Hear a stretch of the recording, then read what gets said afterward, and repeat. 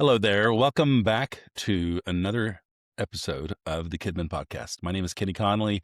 I am your host. So excited to have you here for episode 12. And today we're going to talk about something I think is really important. It's a big part of how my ministry was shaped, how I was personally developed, actually, how the people that I led were also developed. A couple weeks ago, as part of this spring's ministry boost ministry cohorts, we talked about development.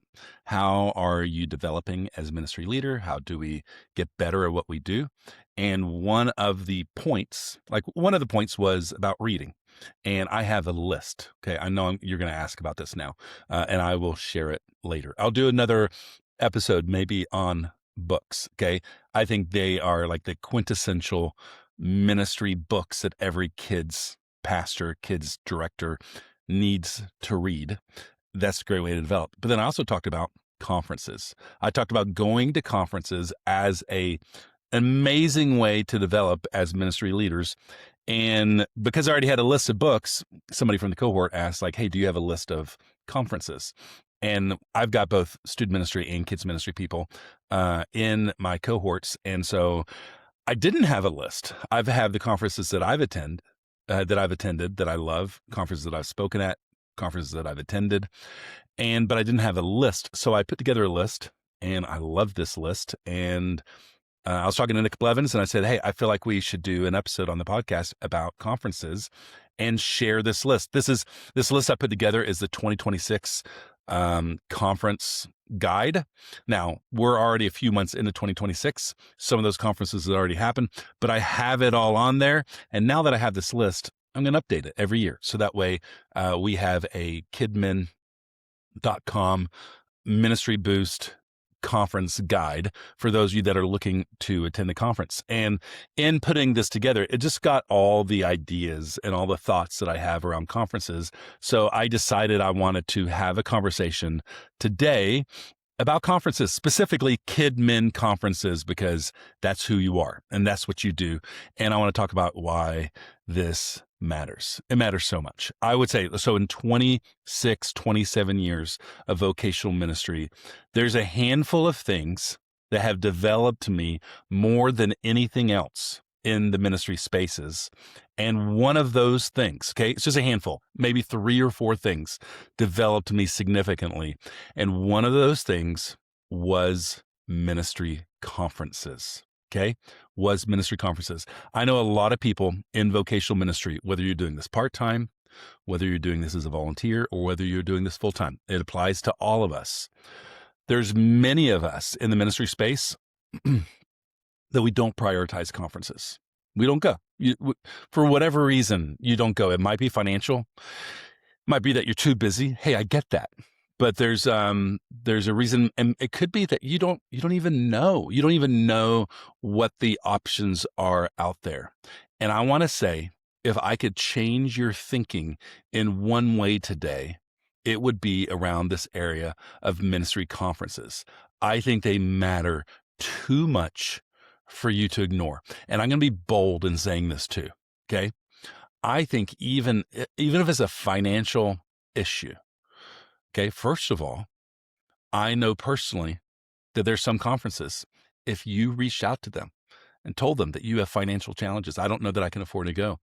Many conferences, they'll offer a way for you to get there. Well, we'll talk about that more in a little bit, ways that you can save money, make it more attainable. But I'm going to go out there and say this. Even if I had to pay out of my own pocket to go to a conference, I would. It's too important. It's too important. So I would say, and when I changed my thought on conferences, this was about 17 years ago.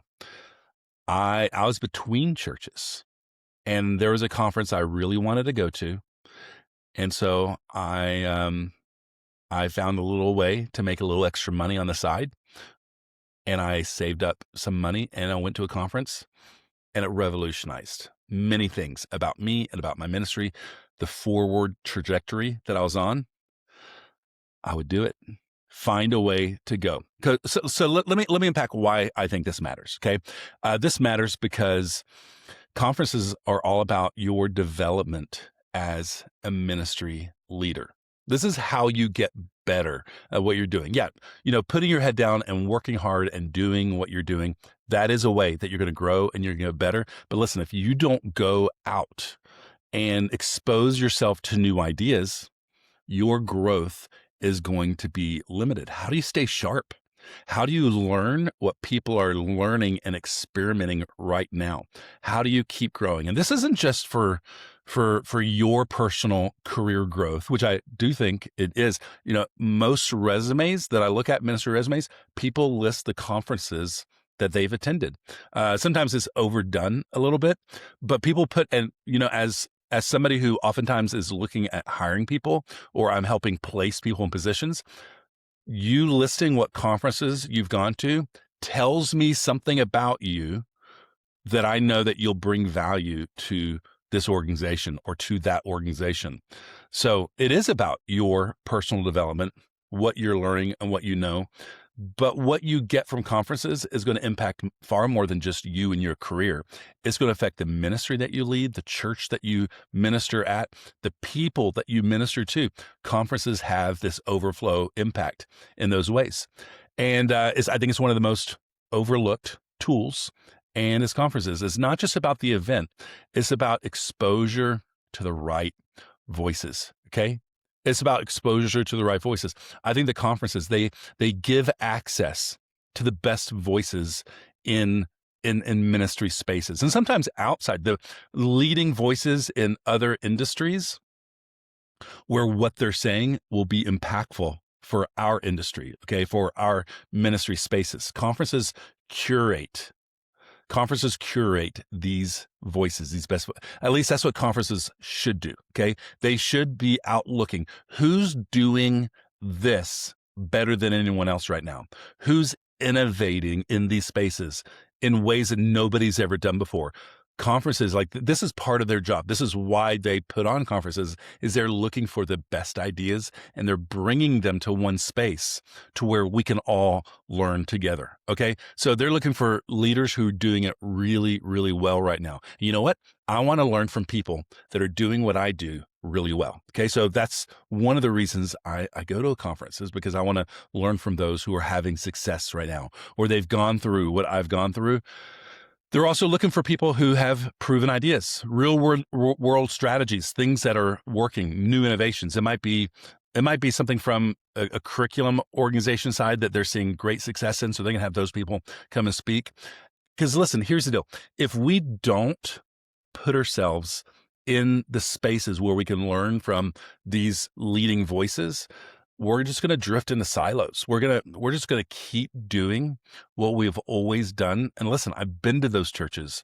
I've consulted those churches and saying, why does your ministry look like the 1990s? Why does your ministry look like the early 2000s? Oh, it's because the people who led there, they didn't step out and they didn't learn from those as ministry is evolving. You see, the ministry experiences from one church to the other, it's going to have some core differences that are unique to your location, unique to your denomination, unique to your church context. But the strategies that we use and how we're teaching the gospel and reaching families, there's a lot of similarities that should exist in all of our churches. And a lot of those things are the things that we're learning together. We're learning at conferences and from books and from resources like that. So if you don't expose yourself to new voices, you're going to limit your growth to your own experience, which isn't all bad, but it's just not enough. It's not full enough. Now, and here's another thing I want to say about conferences and why it matters so much. And this is just because of the context of those of us in kids ministry and where we came from. Many kids ministry leaders, you didn't get specialized training for the role that you're in. You were a teacher. You were a realtor, you were, who knows, whatever your previous career was, or where you went to college, if you went to college, and you were shoulder tapped and invited into this amazing, important job. But the reality is this, that most of us in the kids ministry world, we weren't trained to do what we do. Many of us are making it up as we go along. We're reading some of the books that were handed to us, and we're trying to figure out how to do this job better. As a ministry coach and consultant, I run into this all the time. I work with churches that are doing things the best they know how to do, but that's the point. It's the best they know how. They're figuring it out on their own. They didn't get specialized training. Conferences, it equals practical training ground for ministry leaders. At conferences, you're going to learn the language. You're going to learn the language that ministry experts are using right now and how to do the things. You're going to learn some strategies, okay? Strategies like just, strategies aren't necessarily always biblical. We didn't find this in Ecclesiastes or whatnot. They're just effective strategies that are from practitioners who've been doing this for decades. And there are sometimes easier ways to do the things that we've been doing. There's more effective ways to do the things. There's research that's happening that informs strategies. And you come to a conference and hear from these voices, you're going to learn the strategies that you need to know. There's systems. And some of us aren't systems people, but there's systems that we can learn. And you're going to learn that when you come together to a conference. It's a great place to learn. See, conferences don't just shape how you think. Conferences oftentimes they don't just teach you how to do what you do, but they shape how you think about things. And you begin to learn. I've taken staff. This is one of the primary ways that I train my staff is I would bring them to conferences and we would learn together. We would learn independently. And what I would see over the course of several years is that the staff that I hired, many of them with no prior ministry experience, after several years of going to conferences, learning from leading voices, putting it into practice over the course of years, they began to behave and act and perform like ministry experts. They knew what they were talking about. Without the exposure to ministry conferences, we wouldn't have gotten there with them. It is a great place to learn. I want you to think about it this way.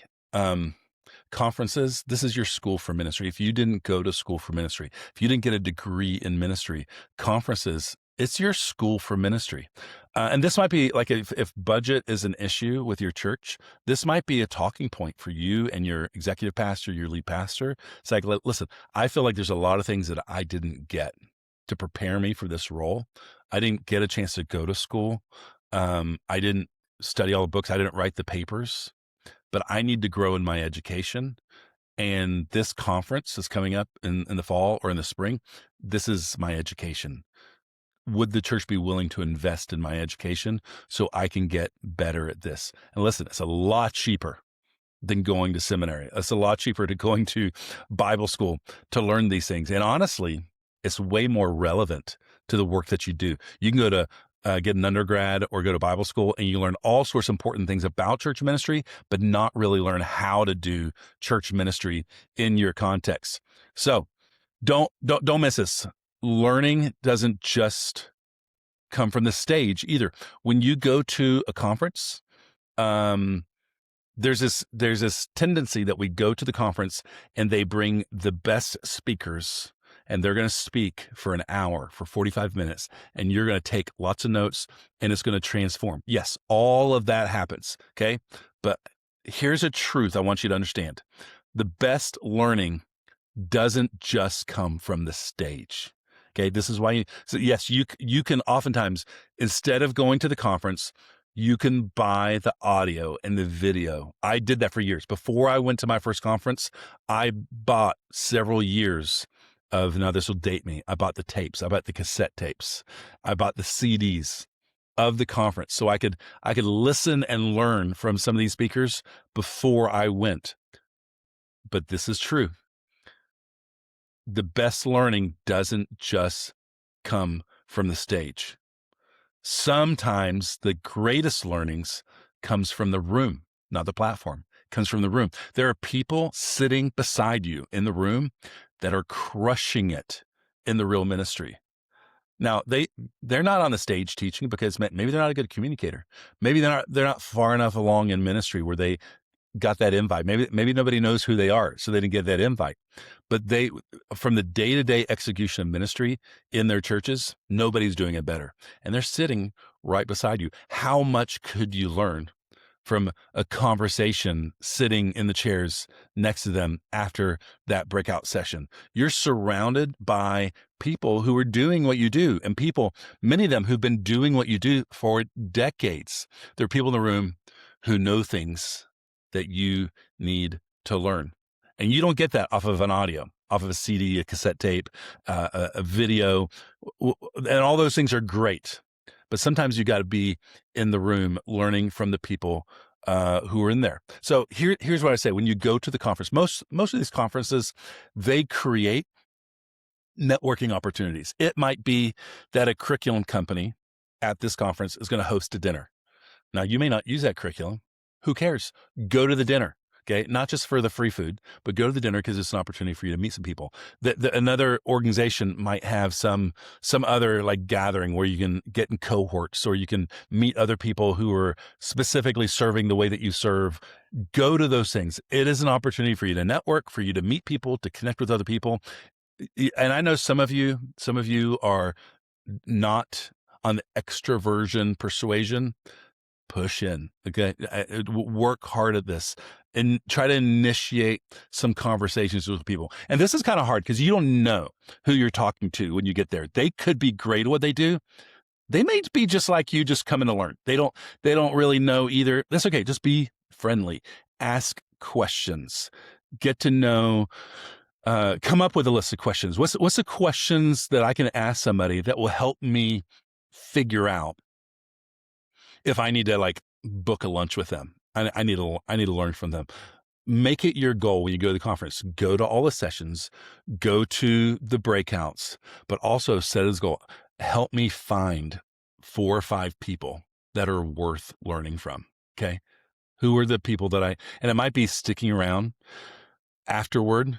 At the end of every breakout, people come to the front to ask the main speaker some questions. Maybe you don't have a question, but maybe just come to the front and listen to the questions that some of the people are asking the speakers and find out who's asking the kinds of questions that you would ask. Sometimes the types of questions you ask reveal what you know, who you are, and make a note, talk to them after. Hey, I really like that question you asked. Ask it. Do you have a second? I want to ask you some questions. So, just lean into this opportunity. This is like, man, this is so important to me. When you go to a conference, don't eat alone. Okay. What a waste of money. What a waste of time. And I know, I know some of you are extending all of your extroversion. You need the time to recharge. Okay. Find the times and the places to recharge, but don't eat alone. Okay. Find somebody to eat with. Okay. Offer to buy their coffee, offer to buy their lunch, offer to buy their dinner, offer to meet early before sessions start to have breakfast. Don't eat alone. Okay. Spend your time with other people. Okay. There's other people that are at conferences by themselves too. Just have some community. Every time I've gone to a conference, it's the friendliest, most welcoming, most sincere people. It's not going to be hard for you to find somebody to share a meal with. Okay. Here's another thing. Maybe you are bringing your team with you. You're bringing your staff with you. Okay. Here's another challenge for you. Don't only eat with just your team. Okay. I know there's this tendency. I go, listen, and I'm not putting anyone down. You're there learning as a team. This is a great opportunity for you to invest in your team. But listen, you can have lunch, dinner, breakfast with your team all year long. This is a very short span and an opportunity for your team to learn from people who aren't you. Okay. Don't only eat with your team. Find in this net, like work really hard to find another team that your team and their team can have dinner together and mix it up and sit and talk and share, help your team find their component on another team or close enough and have a meal together. Like I've done this multiple times. I've done meetups where my team met another team and we shared a meal or we just hung out for a little bit. It was so great. Or even challenge your team. And this might be hard. I mean, this is probably hard enough for us to do it, but encourage your team. Like, hey, use your credit card, your church credit card, And 2 times or maybe 3 times over the course of the next 3 days, I want you to take someone to coffee, take someone to dinner, take someone to lunch. Like, challenge your team to practice this as well.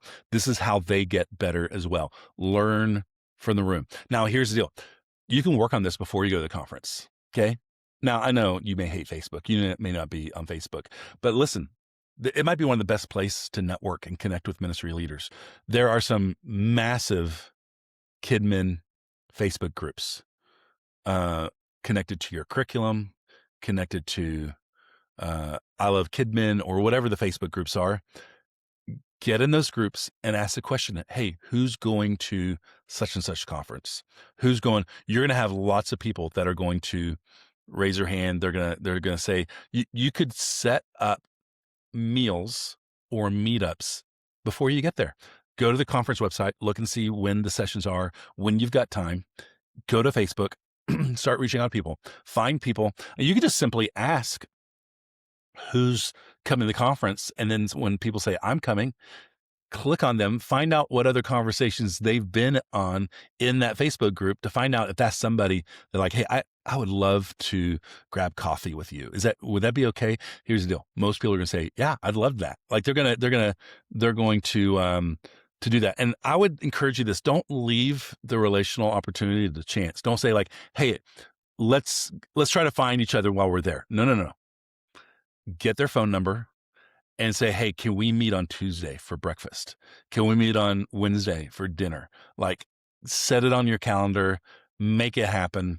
And there's no reason why you can't go to the conference with 3 or 4 networking sessions. Let me tell you how important this is and how important this works. There have been years where I've gone to conference where I missed every major session, every main session, because I was meeting with somebody in the hallway at a restaurant. And you might say, man, what a miss. You didn't actually go to any of the sessions. It's the best conference I went to. It was the best conference I went to because these conversations were essential. These are conversations I needed to have. And so yeah, get to work. Like, don't be reactive. Don't just let the conference happen to you. Go to the conference with a plan in place. Okay. So there are people obviously to learn from, voices that are going to speak from the stage. There are voices in the room, but I want to throw out a different angle too. Okay. Conferences are also about building relationships, not just learning. It's about building community, relationships, a tribe. Because here's what I've learned in over 2 decades of ministry, especially kids ministry. Ministry's hard. It's exhausting.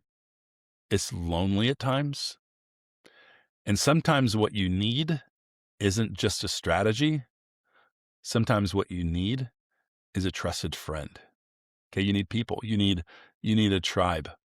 There are seasons in your ministry where you need encouragement, you need support, you need accountability, and you need this from people who get it, people who walk in your shoes, people who understand. Now, I'm a big believer and advocate in local ministry networks.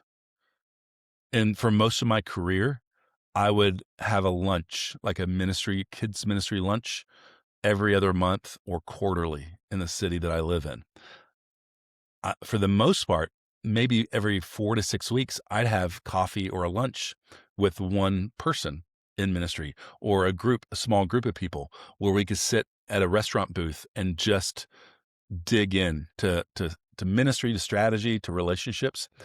And so that needs to happen. You should push in, you should build those types of relationships. But let me tell you this about local community, local relationships. Sometimes they're awkward. And you can't get around that. And why is it awkward? Sometimes it's awkward because there's this sense of competition with people who are doing ministry in the same city as you. I know that's weird. It shouldn't be that way. There's way more people who don't go to church than do go to church. We shouldn't feel competitive or be competitive. But sometimes it happens. Okay, people tend to ask you about your numbers. How big are you?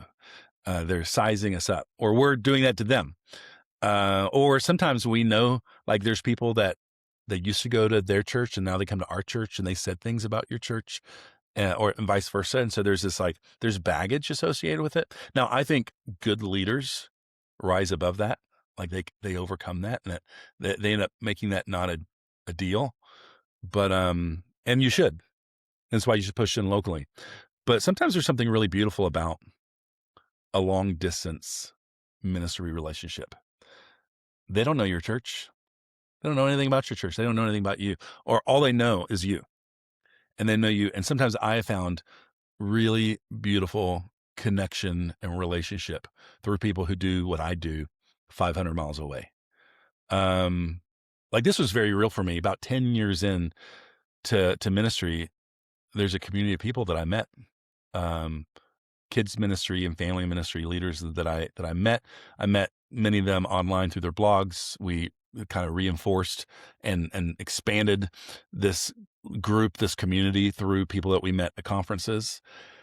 And there are 6 of us in a group me for maybe about 5 years, where I felt like they were my lifeline. I had recently moved to a new church, into a new role. And where I moved it was really hard to break in relationally.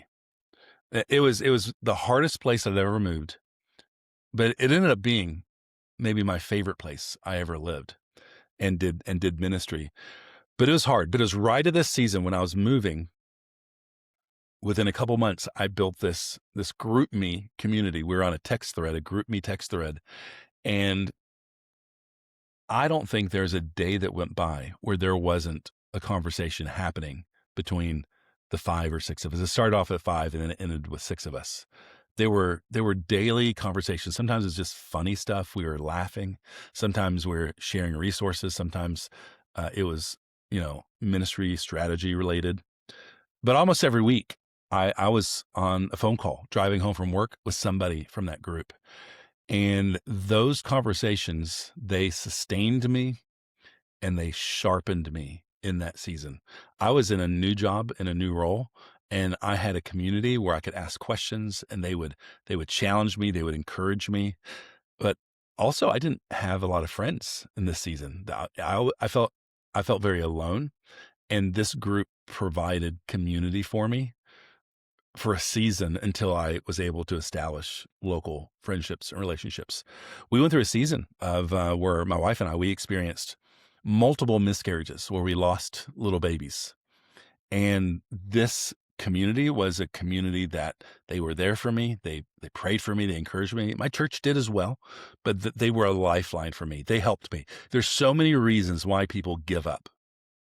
And I think we need to build the type of community and support around us. And sometimes it's helpful to have somebody who doesn't know your church, but they know you. And you can build these relationships at conferences.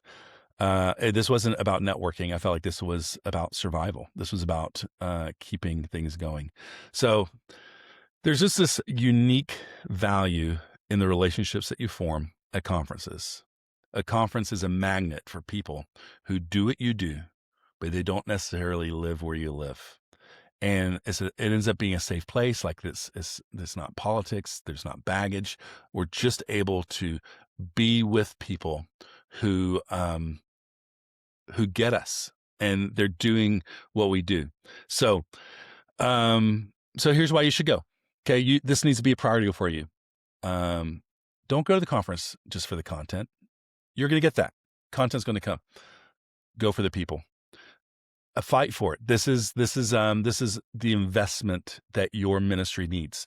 This is a small amount of money that pays huge dividends in your life and in your ministry's life. And I believe that your senior pastor and your executive pastor, they probably already know this because they've attended conferences. But maybe they don't. But you know what? Maybe they went to seminary. Maybe they got some of the education that they needed.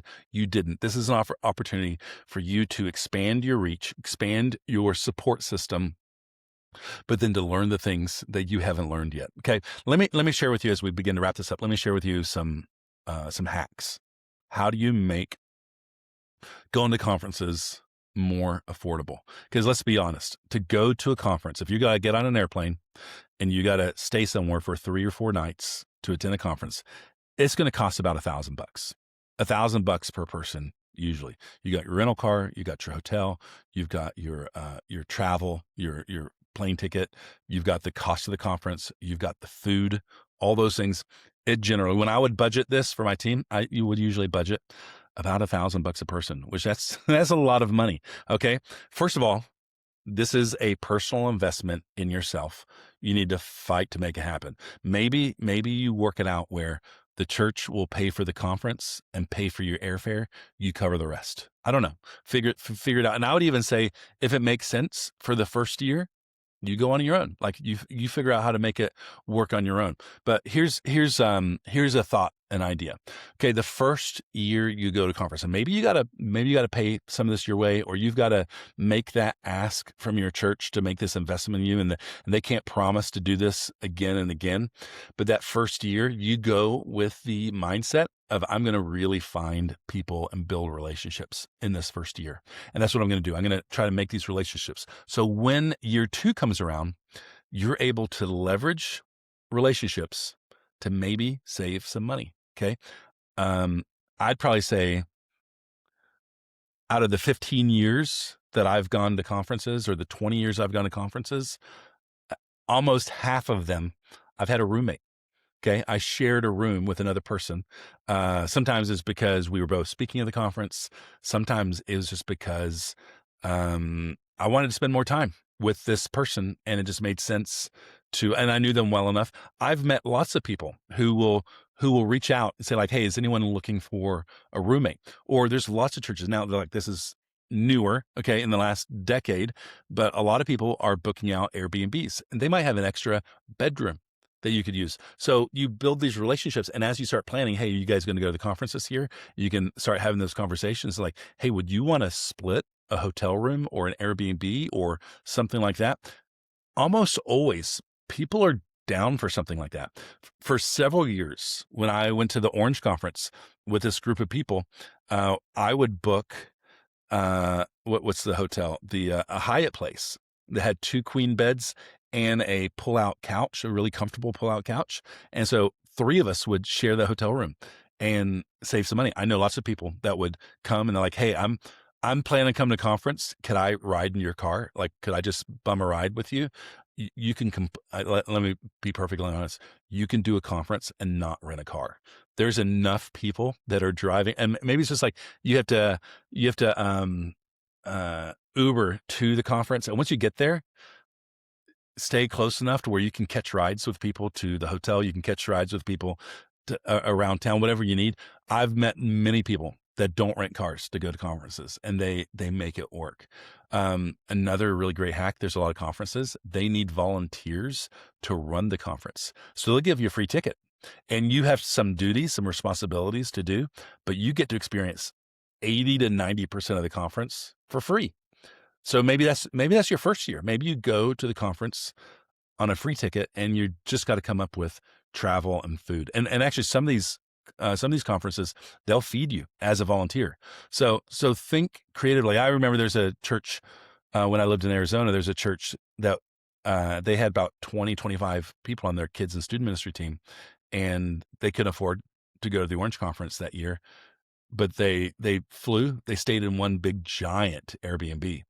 And then they volunteered at the conference. And so they all got to attend the conference, but they were a huge blessing to the conference, but they were also able to do that. Here's another idea. Okay, well, back in the day when Orange used to do the Orange tours, man, that was a great one-day event. Okay, and they actually, for several years, they did a night before event too, a lead small night and parent Q night. It was a great, like, power-packed value in a regional event. I told people all the time, maybe you can't attend a big national conference, but this regional conference, it's a great deal.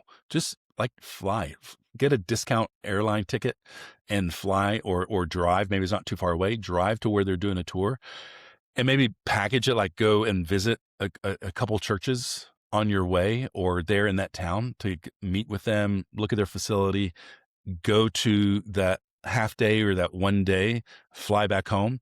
And maybe you spend like a total of 2, 3, maybe $400, you got a great conference experience. Maybe take the team, load up in a van and take the team, and you can have a team conference experience without having to pay the $1,000 a person. So there's lots of ways that you can conference way cheaper than the full price, but the full price national conference, it's worth it. It's worth it. Okay, here's one last thing I want to share with you. And this comes from my mentor, Jim Weidman, who mentored me for several years. He's a good ministry friend. You'll see him as a guest on this podcast from time to time.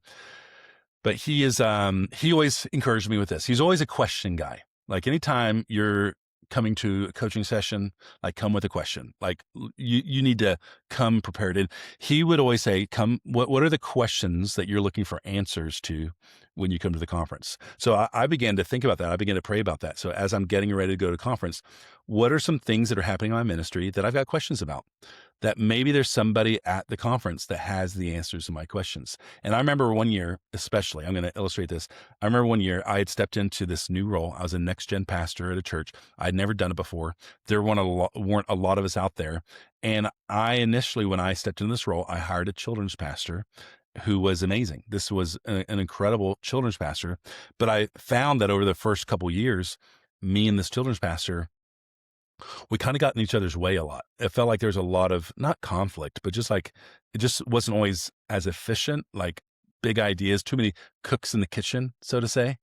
And I started to have questions of like, from leading from the next gen seat, the family ministry pastor seat, do I actually even need a kids pastor? Like, can I lead the elementary director and the preschool director without that person in the middle?